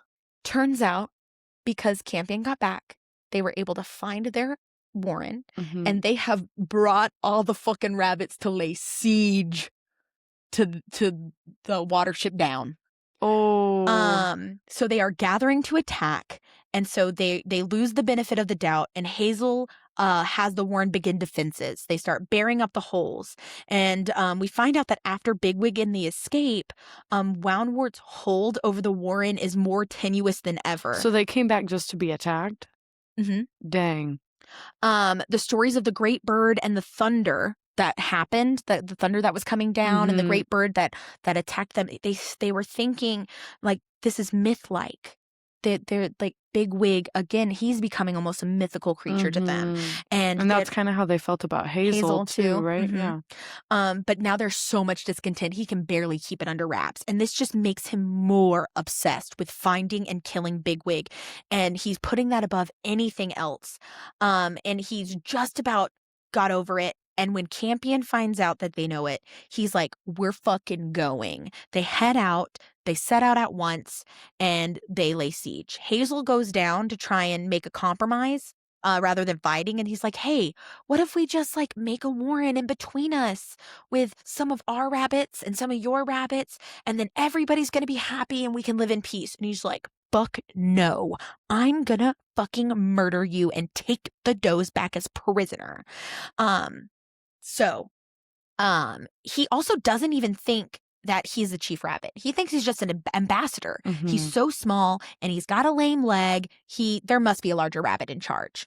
And so he doesn't see him as being important. So then they lay siege and they try to dig out the rabbits from the top. From where their warren is on top of the honeycomb. And Woundwart's army is barely following orders. They are fucking terrified of what this warren is capable of after the big escape. And they didn't even really want to come anyways. They're only doing it because they're afraid of Woundwart. But then Hazel and the gang come up with this crazy-ass plan as a last-ditch effort. So Hazel, Dandelion, and Blackberry, they're going to go back to the farm and release the dog there, bait him back to Watership Down to attack the army. And Bigwig is going to stay behind to fight and hold them off as long as he physically can. This is all they have left. Potentially his final stance. Exactly. While at the farm, things are going according to plan again until a cat shows up. Hazel has to distract it to save Dandelion. The cat gets Hazel, but Dandelion is able to get away and start leading the dog, and he's taking turns with Blackberry because Dandelion's the fastest. So he took turns. So he would go as far as he could. He'd switch off because they can only go so far before they get too tired. And so they're taking turns trying to lead it back. And Bigwig comes up with a plan for them to dig under the honeycomb so that when Woundwort does come through the roof, he can take him by surprise. And it works, but the fight is so intense that both rabbits do serious damage to one another. And at one point, Bigwig mentions that his chief rabbit said he had to hold the tunnel. And this makes Woundwort so afraid for the first time in his life, assuming that the chief rabbit has to be incredibly formidable. And he ends up having to retreat, and all of his army is shocked by how much he's been hurt because no one has ever seen him hurt before. Yeah. And then Fiver was in a trance because I forgot to mention that. He's in a trance as they were coming in. Surprise. Because he's like, he's off in the prophecy. They thought he was dead. Like the Watership Down ones were like, just leave him. We can't move him. Can't. Then the It's just like Stranger Things. Yeah, they come down and they're like, guess they left this dead rabbit. He's L. He finally, he wakes up and he has no fear at all and goes, I'm sorry for you with all my heart, but you can't blame us, for you came to kill us if you could. And they go, blame you for what? And he goes, for your death. Believe me, I am sorry for your death. That would scare the shit out of me. Like,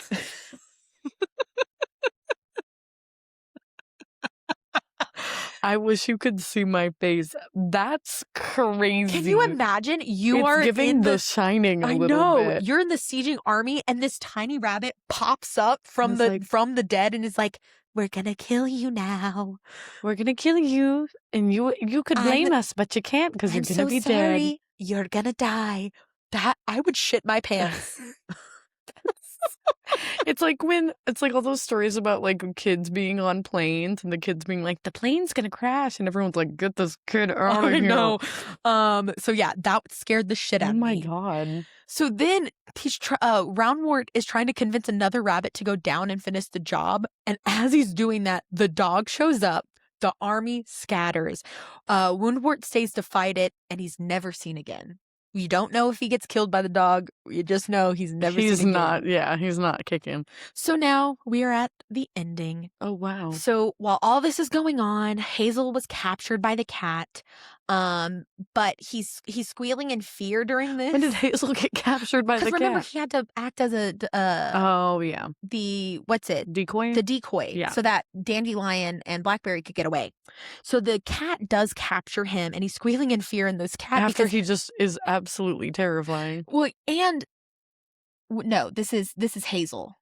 Oh, not Fiver. Not Fiver. Yeah, okay, there's a just lot kidding, to keep just track kidding. of. Again, full fucking cast of characters. Yeah, it is kind of tricky to remember. And so the cat is like, I'm gonna fucking kill you because you got me the last time when they broke out the hutch rabbits. But the little girl in the house hears him and he saves him, or she saves him. And then she's like, I'm gonna bring you back to life. The local doctor, me and him are cool. Maybe after he's done seeing my mom, he can check out this rabbit. So he has him look at the rabbit, and he's like, he's gonna be fine. He's a little lame in his leg, but he'll be fine. That's cute. So but we should release imagine it. bringing a real life doctor, just a rabbit. But the thing is she was like, no one ever really listens to me, but the doctor always does. Maybe I should talk to him. Oh, that's sweet. That really has a sweet. very like, yeah, once again, kind of like an Alice in Wonderland. Yeah. Like, But it was really cool too. And what's so funny is you'd never guess the title of this chapter. It's Deus Ex Machina. We have talked about this phrase so many times while we were snowed in and couldn't leave anywhere. We had a whole conversation about how to pronounce it. Machina. Yes, and that's the title of this chapter. Wow. Is it because you read this and no, it was was in your brain? Technically, it was for my challenge. For those of you who don't, again, I do the 52 book challenge every year, and one of the challenges is Deus Ex Machina, and then it happened in the book, and I was like, whoa! So that's why I was thinking about it. Perfect for my challenge. So he's like, the doctor's like, we gotta release him. He's a wild rabbit, but not too close to the garden. He could easily come back and mess with all your stuff, but let's take him out in the downs. So they drive him off, drop him off. And so he's able to easily get back to the Go back. warren, Yeah. and he takes up the mantle as chief. So then the epilogue comes, and it's 5 months after leaving Sandalford, with the prisoners, that are left after the Afrafan retreat. They get integrated into the warren. They don't kill them off. Mm-hmm. They integrate them in, and everyone is thriving. And eventually they had to expand because their warren became too big. And they fulfill Hazel's original wish of a warren in between theirs and Afrafa, because Woundward is dead, and one of the rabbits, Groundsel, that was left, he goes and he becomes the chief rabbit of the combined. So Campion actually becomes the chief of Afrafa, and Groundsel. And so they combine. Yeah, so Campion takes over Afrafa. He sends some kids to the new one, and then Groundsel takes over that one, and then Hazel is this one. And then stories of their travels eventually become intertwined with those of Elle's fables. And then eventually, which I think is really cool, like they tell the stories of all of this. But then eventually, on a morning in March, Hazel woke to find a rabbit laying next to him. He saw that his ears were shining with a faint silver light. He said that he knew that Hazel was feeling tired, but would he like to come and join his Ausla? Hazel accepted and walked with him, and once outside, he realized he wouldn't need his body anymore, left it behind, and they ran off together. And yes, that did make me cry. That's really sweet. I love that. That's a great ending. I know. I could not think of a better ending for that, honestly. Yeah, it was really beautiful. Gosh. And he's even like, he looks so familiar. Yeah. And yeah, it was just really sweet. heartwarming. And this book was I struggled reading it. I'm not gonna lie. Reading it was hard. It's so long, like even from like somebody listening to the story, there's a lot of stuff going on. It's a long listen, so I know it's a long read, and not in a bad way. Yeah. But like there's a lot of moving parts to it. So much is happening. And again, this book, sorry, I didn't mean to pick such a long one. I thought this was a short book in my memory. Yeah. It's 436 pages, I believe. Yeah. But now so much happens. Hannah read it, and you don't have to. But it's so beautiful. And reading it was hard, and I felt like I was slogging through it. But as I was typing up my notes, I was like, dang, as I sat with the story, I really loved it. That's how I felt about Tangerine a little bit sometimes, because I was reading it and I was like, oh my gosh.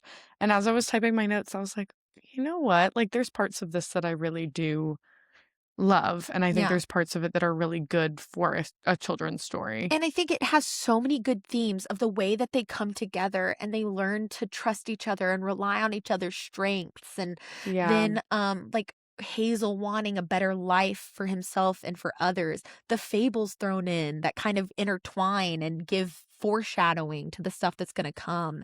And there's so many beautiful things. And it's really reminiscent of a lot of, I would think, like very similar stories. I did like a little itty bitty bit of research while you were talking and I was listening, but apparently this does resonate a lot with like many Christian organizations and things like that. That is just very because fair. It's like about like collaboration and community and like perseverance and like apparently it's a very similar to a lot of biblical stories. So the main classic piece that it's connected to is the Aeneid. Oh. Yeah. So essentially, like if Cassandra the prophet, if they had actually listened to her instead of like shutting her off. Yeah. I honestly, like, I need to do more. I don't remember that story very much. I only very vaguely remember it. But that's so interesting because it does kind of have like a classical feel. Yeah, a Greek. It's Greek, right? Yeah. Okay. I was like, that is Greek. I had to think about it. And then there was one other thing, because I know this is going long, but I thought was so cool. And this was in the introduction of his book. And the reason he wrote it is he had 2 daughters. I read that in part of my research. Yeah, it was so cute. But he had 2 daughters, and they, he would tell them stories as they were driving around, and he would tell them of the rabbits. Yeah. And after he finally finished the story, his girls were like, "You have to write this book. Dad, you have to write it. It's so good." And he inspired him to write it. And it's so, there's also in the beginning a map, and it is of this place with coordinates. And it's a real place by his home. So everything. We should go on the Watership Down tour. We got to fly over. Some over people the do the Atlantic. Lord of the Rings like movie tour. It's like one tiny plot of land. But we go to hang out in a field.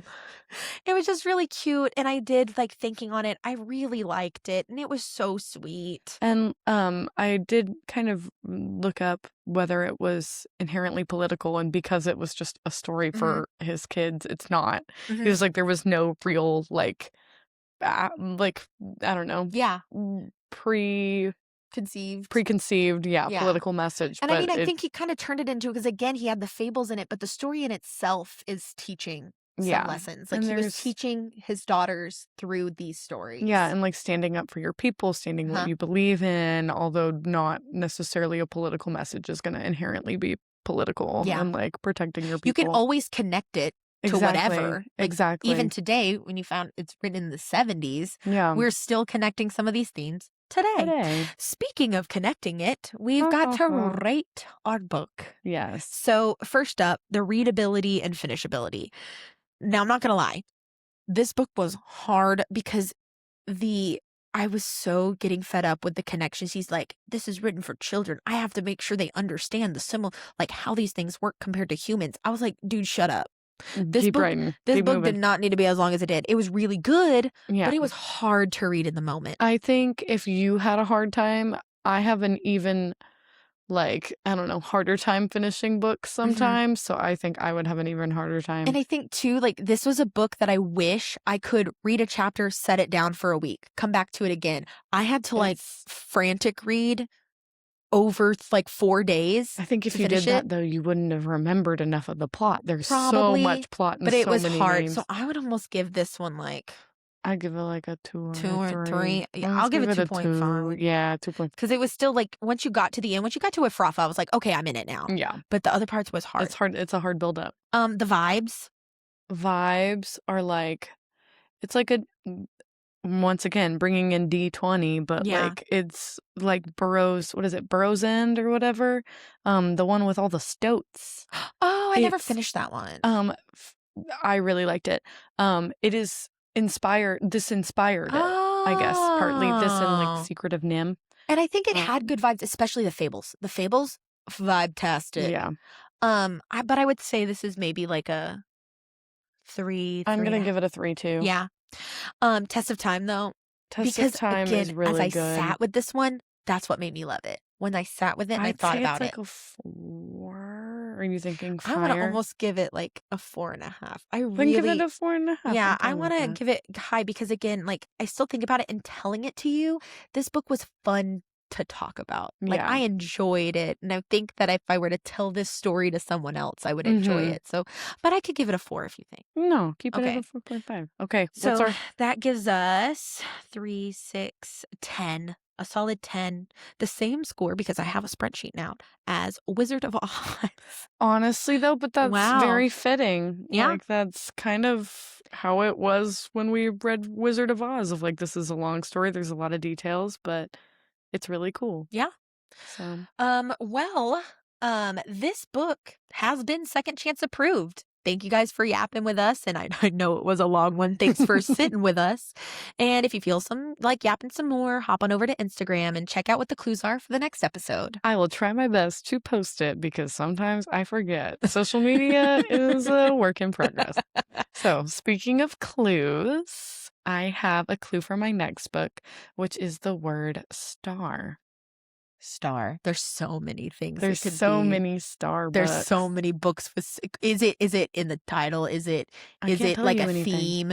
Is it a setting? I'm not gonna tell you a damn thing. You gotta figure out. Oh my star. gosh. Okay. Well, that's all we got on this book, and see you next book club. Bye.